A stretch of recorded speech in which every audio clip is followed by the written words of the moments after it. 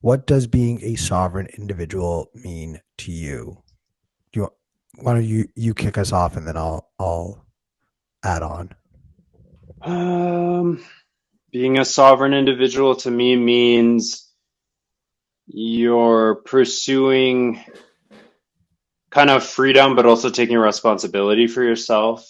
So you're not relying on kind of the government to be your dad and your mom. You're pursuing ever greater freedom, but also taking on as a trade-off ever greater responsibility for your actions and your also you I think necessarily you have to be the custodian of your own wealth or a great percentage of it through Bitcoin.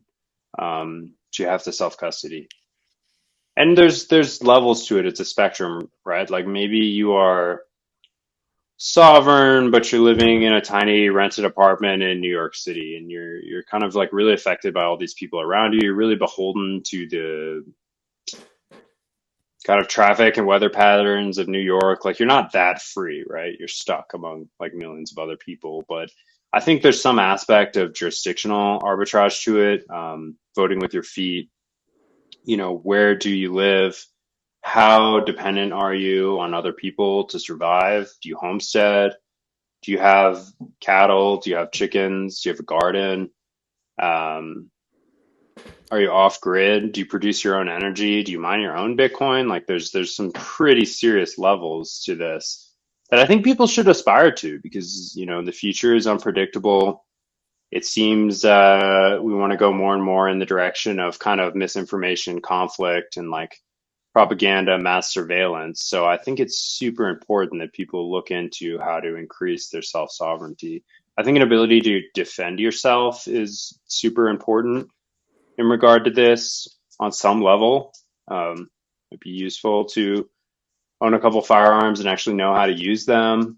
God forbid you ever have to, but I just think it comes with the territory of being able to accumulate and defend your own wealth and property as well as you can. I mean, we know you can't really own property. You're always subject to the whim of the state uh, that you're paying taxes to. So there's levels to it. I mean, you Yep. could you can go full out of our good friend here is joining us kind of behind the scenes and live off grid in a foreign country, buy land that no one's really going to touch. The state's not going to mess with you for years. I mean, that's kind of the ideal is to homestead someplace like that I want where to you're not going to get eminent domain. I want to take what you said though and apply first principles to it. And to your point about there are layers to it, the way I like to think of it is most of our life in every aspect we are dealing with middlemen. You go to the grocery store. The grocery store is a middleman, but there's also another middleman of the supplier and then the other middleman, the farmer. Now, I myself, I love to eat meat. I'm not going to start raising cattle, slaughtering them, like cleaning them up, and then cooking that. But I do at least want to maybe cut off the middlemen of the grocery store. I want to cut off the middleman of the government agency that approves the meat. I want to cut off the middleman of whoever the sort of supplier who is connecting these farmers with the government agency and then with the um, uh, grocery store. Like those are three mouths to feed just in that example alone. So depending on how much you can cut that down, that shows your level of sovereignty.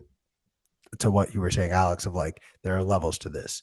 The other side of the coin that you're mentioning is, there are aspects of sovereignty that speak to a lot of people.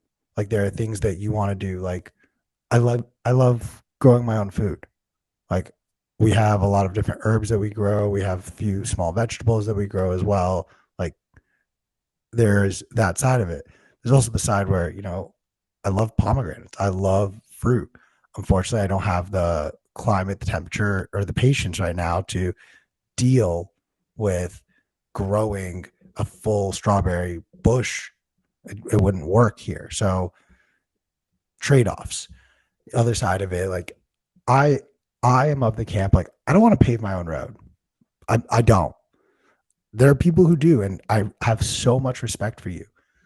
but I would be willing to introduce a middleman so that I can gain access to broader city, broader community, etc. Yeah.